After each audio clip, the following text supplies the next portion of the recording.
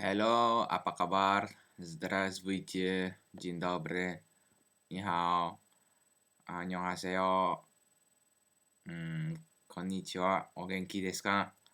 あの, mm, today I want to make a video response for my friend Felipe.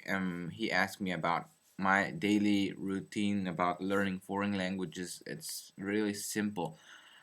I'm not as serious as Professor Agul, so I'll not wake up and just write four sheet of papers of Arabic and then move to Hindi and move to Chinese, Japanese. No, I'm not like this, and I'll never be like this because I'm not deep into learning foreign languages. I'm at the university. I don't have time to dedicate 13 hours a day to learn foreign languages, and I think it's not good for your brain because your brain has to absorb little by little, and if you give him too much he will be it's not good because you will not memorize everything. So what I do is that when I wake up, okay, I eat something and I go to the university.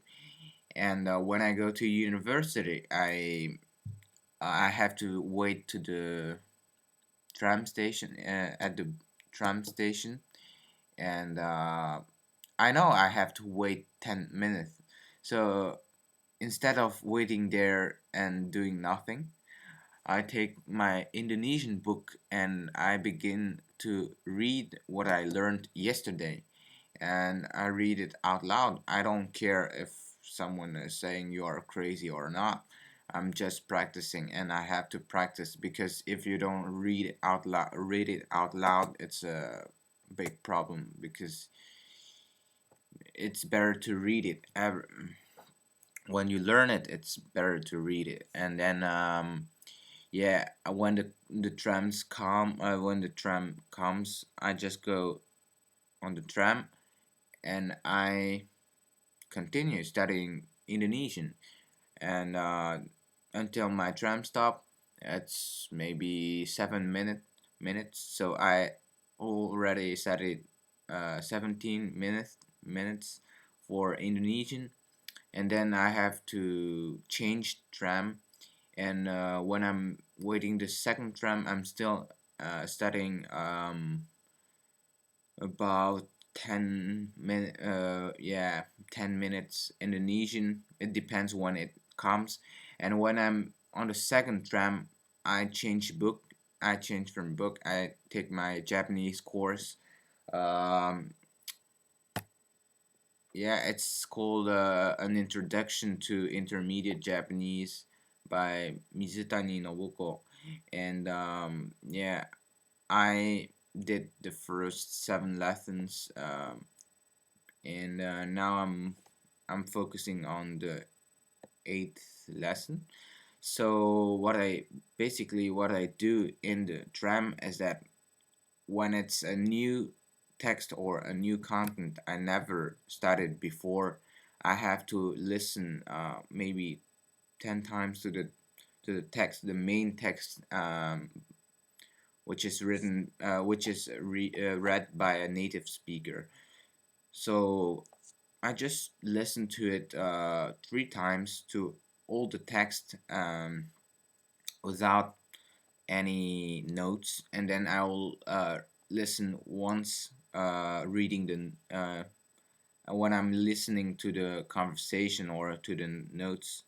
I will look at the book, and yeah, that's when I'm quite familiar with the text. I will just skip the audio part and read it over and over, read it over and over. And if it's another script, like Japanese kanji, you have to memorize it. So kanji memorizing, I don't do it on the tram. I do it a little bit at the university when I have some free time. When I'm free, I just take it out and I begin to write it. And I should say that it's totally useful to learn kanji out of context. You always have to have a sentence with your kanji or vocabulary. Otherwise, you're gonna forget it. So this is when I go to university, and when I come back from university, I take the tram, and I will wait there, but it's already dark, so I cannot read it. It's dark, so I have another method to practice it. I have my MP3 player, and I begin to listen to Pimsleur Cantonese. So Felipe asked me how was Pimsleur. I think Pimsleur is way better than Michel Thomas. Michel Thomas is like they are creating a special situation. You are in a class with two other people who are also learning the language, and you get some horrible pronunciation in I don't know, in Japanese, in whatever you learn. You will have a bad accent if you learn if you listen to this bad accent. If you are a beginner, you have to listen to a native speaker and to imitate it as well as you can. And yeah, Pimsleur, maybe the dialogues are short, but the system is that you get you listen twice to the dialogue at the beginning of the lesson, and you will be learning how to say each sentence of the lesson during the lesson, and at the end of the lesson you will just you will have a conversation with the people, and you will take part in the dialogue. So I think it's great. Although something sometimes it's a little bit boring, but I don't think it's okay. So I listen to Pimsleur Cantonese,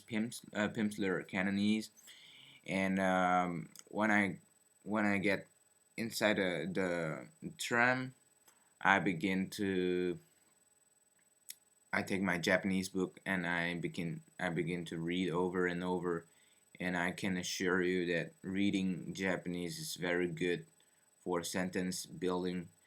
I never read in grammar books, but I know that I have to use wa, o, ga.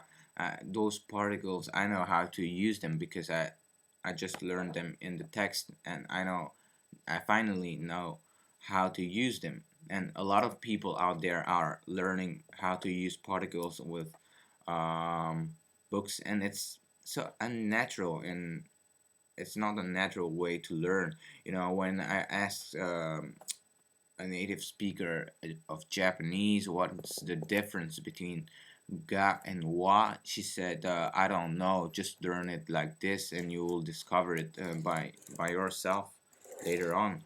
And it was true. I just discovered you say 学生がいます or 箱がいません. You know it, and you 俺は、ななな、私は、あなたは, you know, because you learn in text in real situations and in context, it's way easier. And yeah, when yeah, I studied Japanese, so I studied twice a day, and it's it's quite useful when you study twice a day, once a little bit once in the morning and a little bit in the evening. And when I have to walk, I listen to I listen to Pimsleur Cantonese, and when I on the tram, I'm reading Japanese or Indonesian. This is what I do right now to learn those three languages, and I hope you guys um, explain me how you go about learning foreign languages every day. So every day is so important. If you don't do it every day, your level will not you will not get better. And yeah, that's what I wanted to say today. Okay, bye.